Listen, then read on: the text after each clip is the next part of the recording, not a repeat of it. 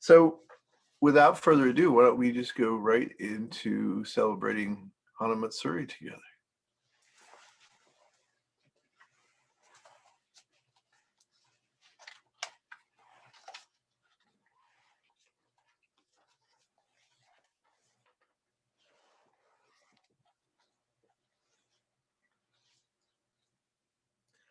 Blessed are you, holy mindfulness. In you we live and move and have our very being. You are Oyasama, teacher and friend. You draw us forth, luring us into that wholeness which is nirvana.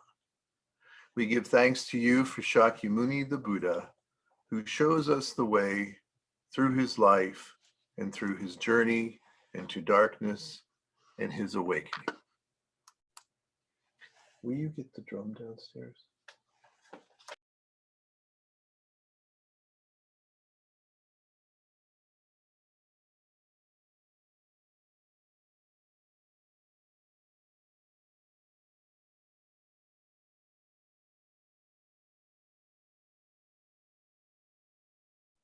You may be muted, Sensei. Oh, I'm sorry, everyone. Let me say that again. From the womb of Maya came forth the body of the enlightened one. At his birth, the sky opened up, showering down a gentle rain of blossoms of flowers, which fell as a garland about him. Like a grown adult, the infant stood taking 7 steps. From each footprint, a lotus arose. He moved into the 4 directions and then returned to the center. Then with his right hand, he pointed to the heavens, and with his left hand, he pointed to the earth and declared, "Behold, in heaven above and earth below, I am the honored one. I shall dispel the suffering that fills all the worlds." So I'm going to give a little brief homily or Dharma talk for the occasion. Then we'll continue reading all of us together, the larger Sutra of the True Country, and then we'll make our offerings. So the homily for this morning is, or this afternoon, is a subject that came up in a conversation with one of my students who is a Catholic and very devout Catholic and has been studying with me for about 4 or 5 years now.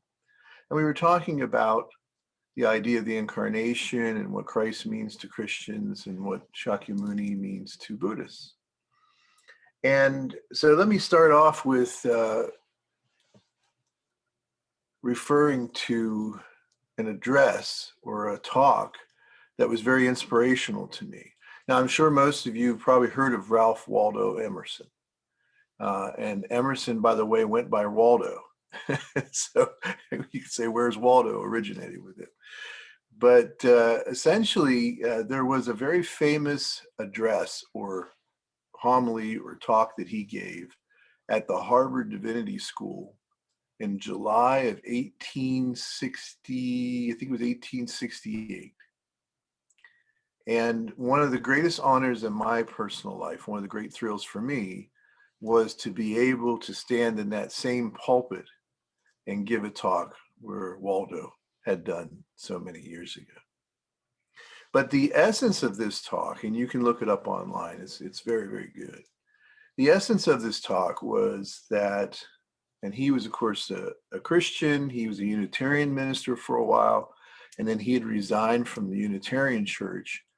And at the time that he gave this talk, which was to 6 graduates of the Divinity School and the dean of the Divinity School, because that chapel's not very big at the Divinity School. But the essence of it was that he felt that the way that people looked at Christ made it very hard for people to really identify with him. And he pointed to one of the stained glasses there in the chapel and said, you know, that essentially Jesus is so different from all of us that he's up there in that stained glass and we can, you know, revere him, but we really can't be like him. And so his emphasis then was that they had to move away from that and start to see that Jesus was no different than any of us, and that we all have the same potential to realize oneness as anyone, and that we all have our unique callings that might be very special, but we're not really different. And anyhow, I think of that address, and when my student and I were talking, and I said, that's the thing that's so different about our tradition, because I'm most of the time talking about how our tradition and our teachings of oneness can be used by anyone. But the fact of the matter is that there are a lot of things about our stuff that's different. And one of the things that's different is that Shakyamuni is just like us. There is nothing about him that is different from us. And so we should not carry around that idea that Shakyamuni was somehow some kind of Superman and very different from us. I think there's a human tendency to take hero figures and do that with them. Maybe not so much today, but certainly in older times. But that's a significant difference. And we were talking about that, and he said, yeah, he always thought it was kind of funny because a lot of people at one point were walking around with a wrist garment that said, "What would Jesus do?" Do you guys remember that? People had that? And his question always was, well, how can I do what Jesus did? He raised the dead and walked on water. How can I do what Jesus did? But that is a significant difference. And there's so many things you can talk about at Hanamatsuri, but that's the thing that I wanted to emphasize today. And we're going to be sharing this part of the service with the rest of the community. That, with the story of Shakyamuni, the center of everything became the human. It went from the gods and outside powers being the center of the story to the human being being the center of the story. So that's what I wanted to share today.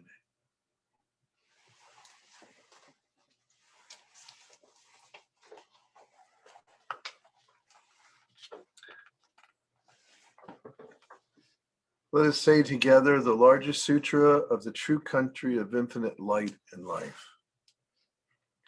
The awakened one proclaims, through all these surpassing vows, supreme enlightenment I will attain. If uncounted ages pass, and I have not become the great providence, a source of comfort to all in affliction, may I not reach the highest realization. Having freed myself from delusions, living in purest mindfulness and wisdom, I will seek the highest realization and guide the beings of all worlds. The Buddha's transcendental light will illuminate the countless lands, dissolving the roots of ignorance and deliver from danger all beings. When the eye of wisdom is opened, the darkness of the world shall disappear. The gates to evil will be closed, and the portals of benevolence will open wide. Having attained the highest realization, my light will illuminate all realms, outshining the sun, lights of the sun and moon, as well as the lights of all heavens. The Dharma I will teach to all beings, my virtues will be as treasure to them. Amidst the multitudes, I will proclaim the Dharma, and with the roar of the lion. Having revered the Buddhas of all ages, I will attain boundless virtue. Fulfilling all the vows I have proclaimed, I will guide the threefold world. Like the endless knowledge of the Buddha, shall too my wisdom light shine everywhere. May the power of my knowledge be as that of the supremely honored one. If these vows are totally fulfilled, may the great thousand worlds all tremble, and may the hosts of heavenly beings shower rare and wondrous blossoms on us all.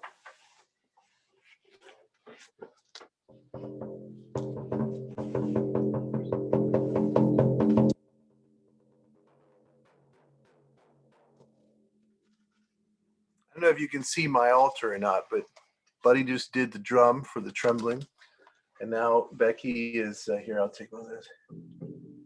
she's distributing flowers. So I don't know if any of you had any flowers, but you can put those in your water bowl at this time.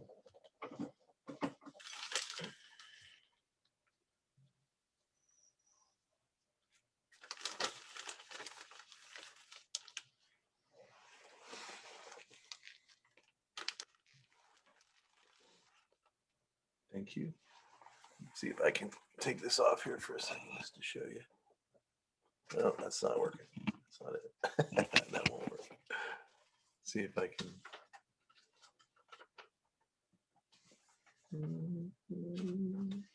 I don't know if you can see it or not there a little bit. Are you using the webcam? No. Oh, okay. All right. So we will now make our Senrei offering. So while we do that, we will chant Namo Shakyamuni Butsu.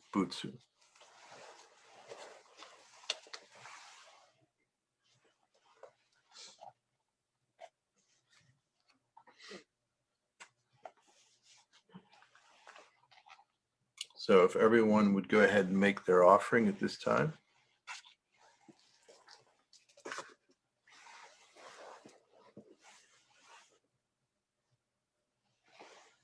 I have my shell.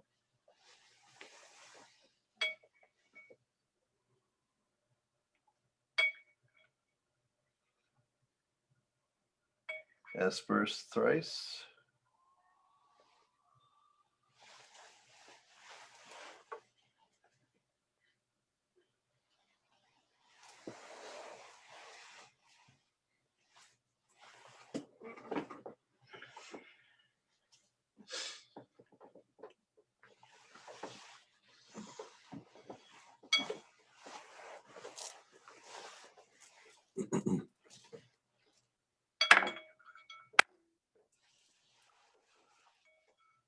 Namu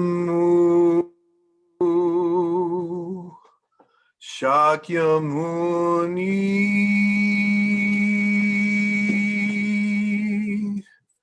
Butsu.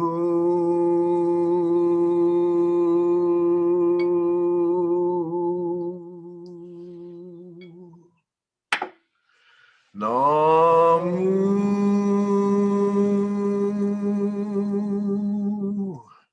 Shakyamuni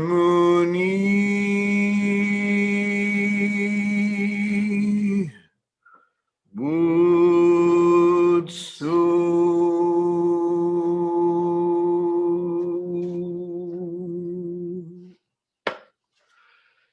Namu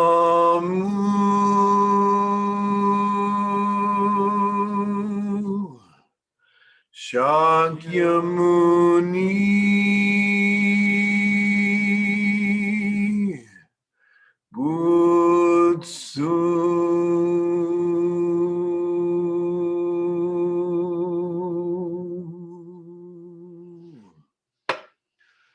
Namu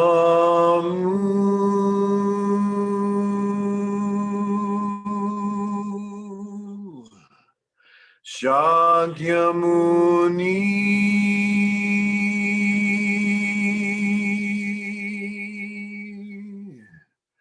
Butsu.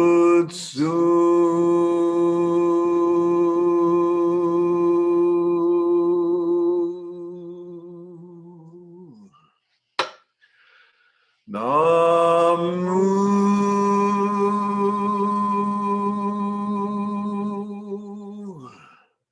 Shakyamuni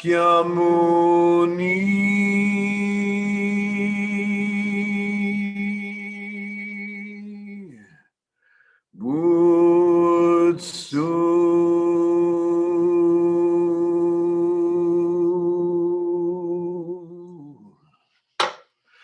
Namu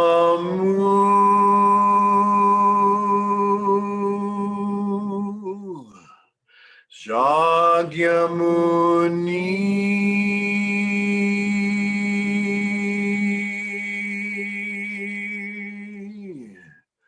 Butsu.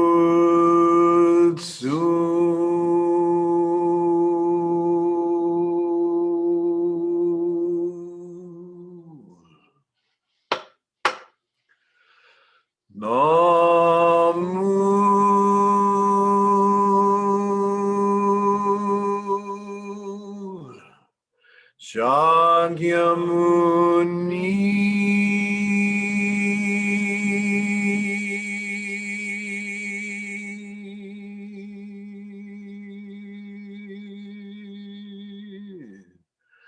Butsu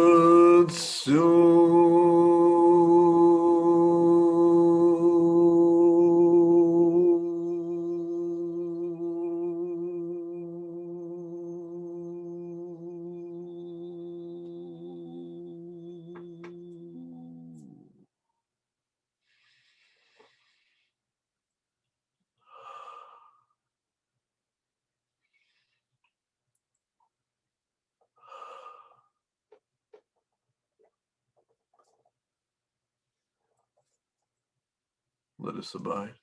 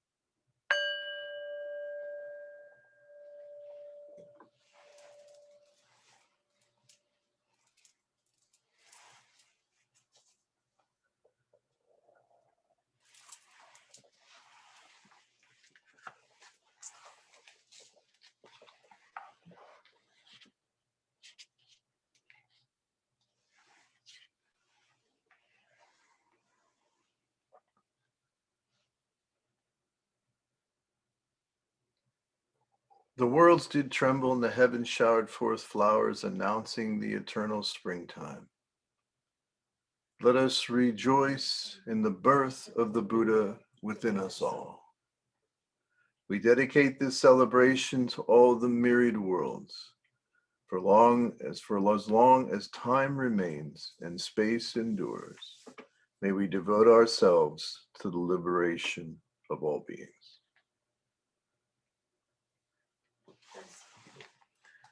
Let us depart in peace, and may we all be instruments of the Dharma. So may it be. Thus concludes the liturgy of eternal springtime.